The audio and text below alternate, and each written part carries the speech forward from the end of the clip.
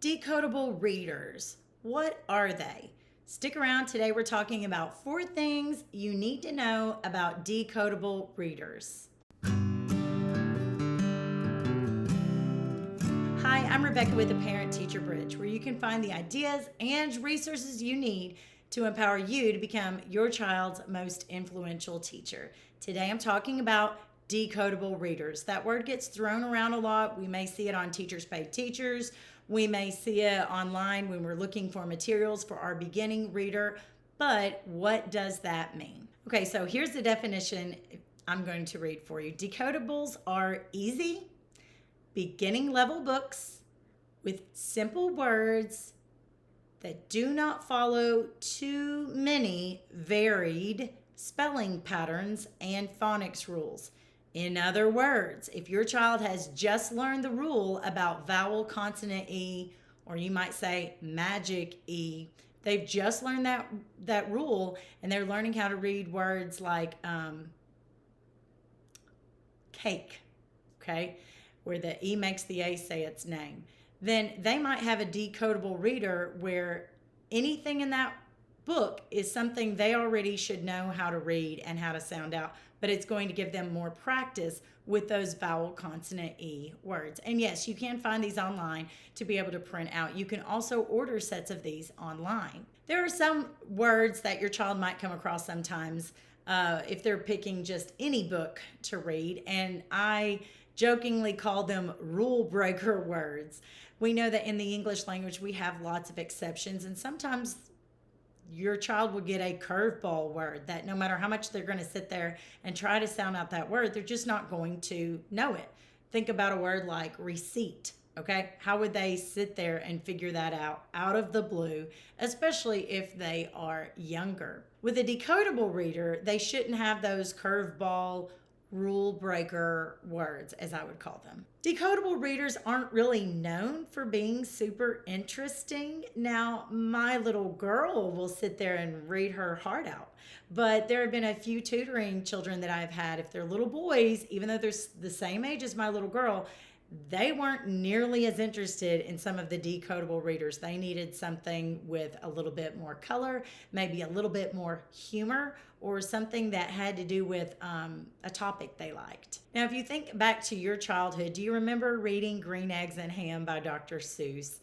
That's sort of like a decodable book, only it's nonsensical, it's got color, it has lots of repetition, a lot of rhyming words that are in the same word family. They have like can, van, pan. That's what a word family is. And you're going to see more of those in a decodable reader. Decodables help a child to focus on the spelling and word patterns when they are sounding out words. And it just helps solidify those certain rules of sounding out words as they practice their reading.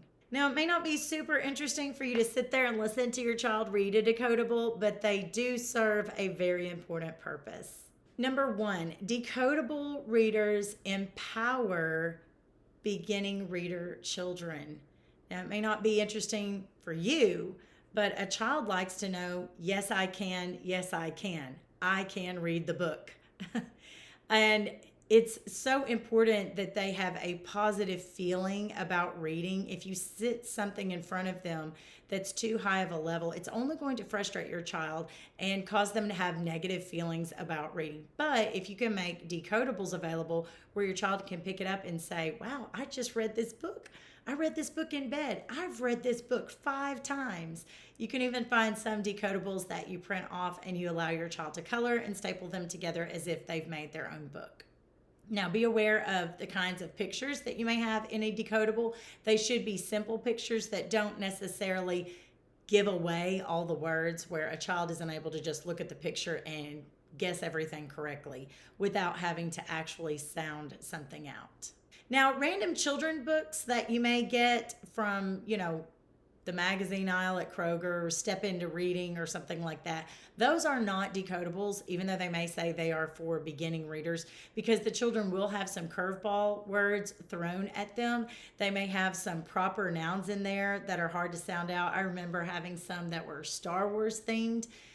for my son, and frankly, I did not even know how to pronounce some of the proper nouns, some of the names of the characters. So they are going to have some harder things. If you read those with your child, that's fine. Just know that they are not considered decodables. Number 2, decodables improve fluency. With your child having a desire to read them, they're going to read them more often. They're going to be quicker to recall what certain spelling patterns say or how to pronounce those words with certain spelling patterns. And they're just going to become more fluent, more confident, and they're going to be more welcoming of sitting down to read a book when they know that they can do it without that massive frustration. Now, sometimes you don't always notice the progress that your child is making. So one cool thing that I always suggest that parents try is to sit down with their child and, without their child knowing, record them. Just have a little video or audio of the child reading a specific book. And as you go throughout that month practicing reading these decodable readers, pull out one of them that you started the month with, that you had read and practiced several times, and listen to your child read it again at the end of the month. Compare it with how they did at the beginning of the month, and it will be so evident. That's one of the encouraging things about reading with beginning readers is they usually, if they have the right instruction and practice, they will grow so much in such a short amount of time. Number 3, decodables improve phonics skills. Now, I'm going to show you a picture from some of the readers that my children used with the All About Reading homeschool curriculum. And let's take a look at some of these. You know, some children get into a bad habit of guessing or adding letters to words that really aren't there, or maybe they'll delete letters that should be there. Practicing decodables are where words are sounded out with the easier phonics rules, and it gives them an opportunity for the child to slow down and pay close attention to the spelling of the word so that they know how to pronounce it. So let's look at these 2 pages. One of them says, "The pug has the bun. The men ran.